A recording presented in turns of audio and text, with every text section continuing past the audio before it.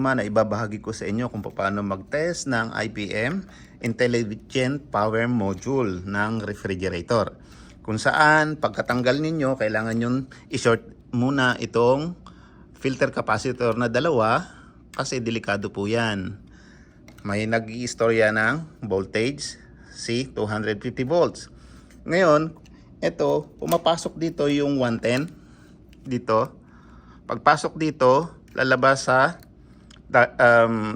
fuse papunta ng rectifier diode. Dun sa gitna, AC dalawa.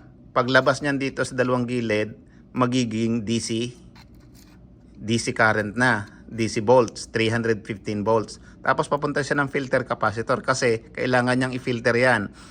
Tapos pagdating niya, lalabas siya kay driver, controller.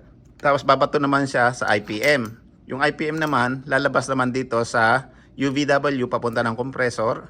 Pero bago yan, papunta muna siya ng photocoupler palabas. Itatransmit niya kay motherboard. Si motherboard naman, nakakabit sa kanya yung mga thermostat, yung defrost, fan, at saka ambient temperature. Pag yun, na-sense niya lahat na kumpleto, walang shorted, babalik sa kanya. Sasabihin niya, oh, okay na kami. Turn on mo na. So, magbibigay na siya ng power kay compressor. Aandar na yung ref.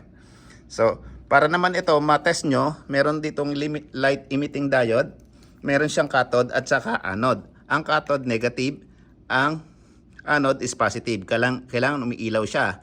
Doon sa photocoupler, para buo siya matest nyo, kailangan umilaw siya doon sa dulos, pinaka-isa. Tapos dito, kailangan umilaw din siya dito sa UVW. Pagka hindi umilaw yan, ibig shorted. Doon sa loob, makikita nyo, umiilaw rin siya. Kailangan may ilaw, may signal din siya. Pag wala kayong nakitang ganyan, ibig sabihin shorted siya. Okay?